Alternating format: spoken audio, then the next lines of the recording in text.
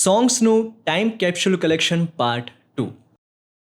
આ સિરીઝમાં હું માત્ર એવા ગીતોની વાત કરું છું જે ડિઝર્વ કરે છે generation to generation pass on થવાનું.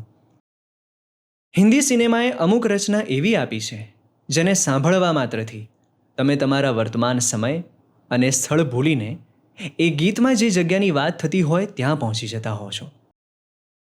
1967માં આવી હતી એક ફિલ્મ હમરાસ, જેમણે આપણને મહાભારત આપીને એ B.R. ચોપરાજીની આ ફિલ્મ.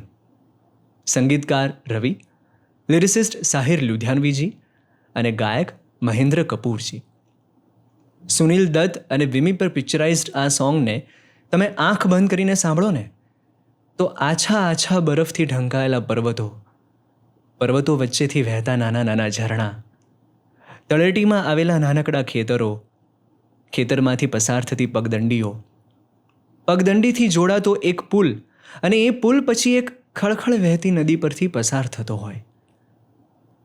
આ બધું ગીત ના સાંભળ્યું હોય ને તો પણ તમારા મનમાં ઊભું થઈ જાય એટલું અદ્ભુત કોમ્પોઝિશન.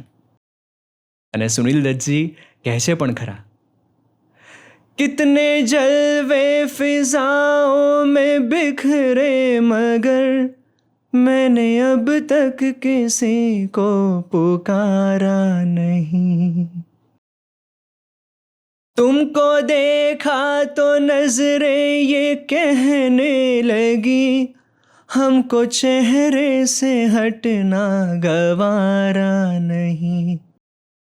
तुम मगर मेरी नजरों के आगे रहो मैं हर एक शय से नजरे चुराता रहूं. तुम मगर साथ देने का वादा करो मैं यूं ही मस्त नग में लुटाता रहूं.